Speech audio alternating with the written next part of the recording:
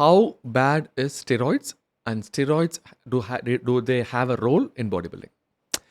Uh, Unfortunately, steroids do have a role in bodybuilding. You can't get that big without steroids. So we're talking about like, Ronnie Coleman, Yes. Arnold Yes. Schwarzenegger. Huh. And nobody who gets to Olympia stage can claim to be natural. They do take drugs. Okay. Huh. There's your natural physiology, and there's your there's unnatural physiology. Hmm. So when people step on Mr. Olympia kind of stage, they definitely have to take drugs, Hmm. whether they admit it in public or not.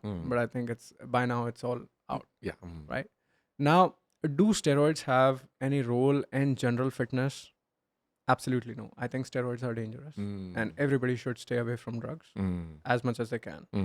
Now, why do I say that steroids are dangerous? Because see, what is the ultimate aim? If your aim is to build six-pack abs, just have a decent physique, a shredded physique, or athletic physique, it's very much possible. Look at Ronaldo. He's 38. He trains every single day. He's 6 to 8% body fat. Look at Michael Phelps, shredded.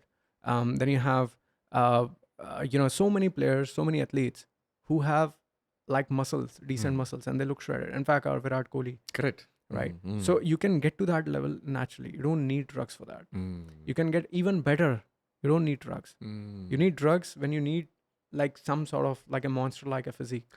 That's when you need drugs. Unhealthy and dangerous. And I'll tell you why.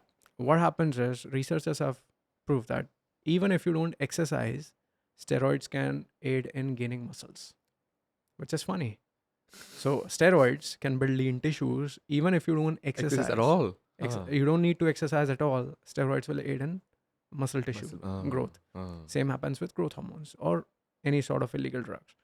The problem is any sort of non-functional tissue, be it fat tissue or muscle tissue, requires upkeep.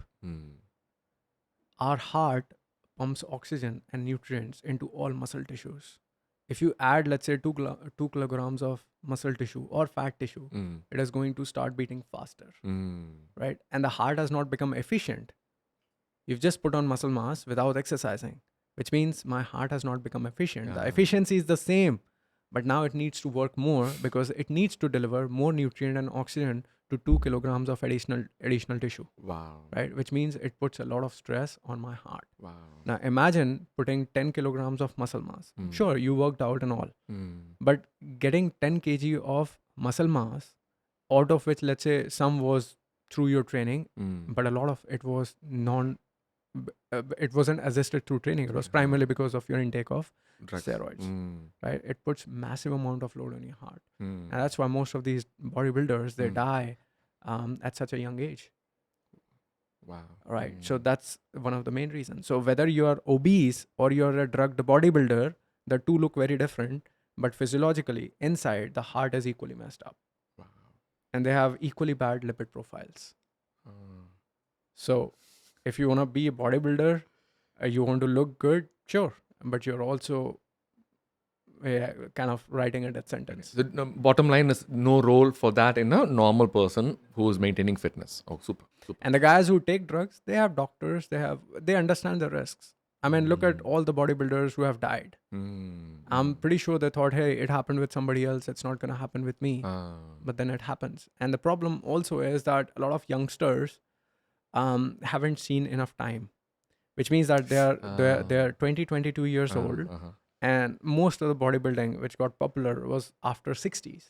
So if somebody was in 60s and 70s, they were, let's say, 20, 25. They're still like, 60 or 70 years old.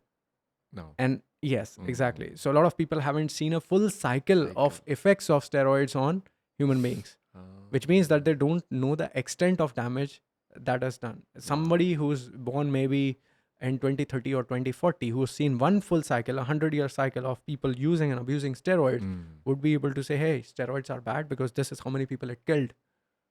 Wow. Today, we are halfway through that cycle. We've seen maybe 40, 50 years of life of people who have taken drugs, Wow. not 100 years. Wow. So it also kind of makes us blind to the fact that steroids almost kill everybody. Wow.